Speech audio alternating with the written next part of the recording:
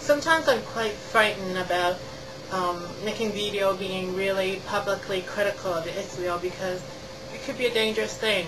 Israel is obviously a very powerful country. EU, European Union, the UK, the US have all contributed to Israel with money for the weapons and trade, and supporting the Israel blockade of the Gaza border. And so when the international community called for a ceasefire agreement, called for both sides to drop their weapons, they're pretending to be innocent bystanders wishing for peace, but we all know that the United States and the West have all hiding from the fact that they basically encourage Israel to fire airstrike every 20 minutes in Gaza. And it's important to note that there are Jewish people out there who do not support the action of Israel. And a lot of the people say that those support the Israel action say that the people in Gaza should be grateful because Israel gives them water and food and to the Gaza population. But we should know that the United Nations has stated that there is currently a humanitarian crisis in Gaza. And a lot of prisoners are given water and food as well. That doesn't mean that people should be grateful for being born in a prison. Even before the military attack, 80% of the population in Gaza lived on less than $2 per day. And the Israel blockade over the past 18 months has destroyed Gaza's economy. Let's get real. There's only a few people, being killed, but due to all the rockets, throughout a long period of time. If every country waged a war, every time one of their citizens is killed, the world would be destroyed many years ago already. It does not justify airstrike and killing hundreds of people with thousands wounded. Israel does not allow international journalists into Gaza. Even the U.S. allowed, U.S. journalists to be embedded in the U.S. Army during the Iraq War.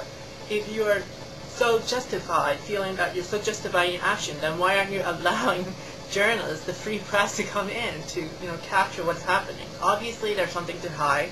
Israel should come clean that they're not actually committing self-defense. They are actually trying to topple the Hamas government. They're trying to destroy every person with connection to Hamas, and which is, by the way, democratically elected by the Palestinian people. So the mission is to bomb the fuck out of the Palestinians so they can submit to the power of Israel and never protest or react or show any resistance whatsoever, even if their whole family is dead and their homes destroyed. This is unrealistic. Palestinians are not animals. You can't train them to shut up and never react to anything. So I think this is a stupid mission. It breeds hatred. Every time someone is died, that person's loved one will remember, and they will want revenge. They will want. They're living in an open prison 24/7 with no residency right or no political right, and the people they elected are killed for sometimes no reason at all, just because they're Hamas.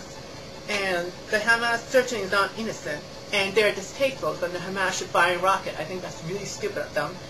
And they would not blame the Hamas, they would blame the Israel, because they started the raid of killing 6 Palestinians on November 3rd.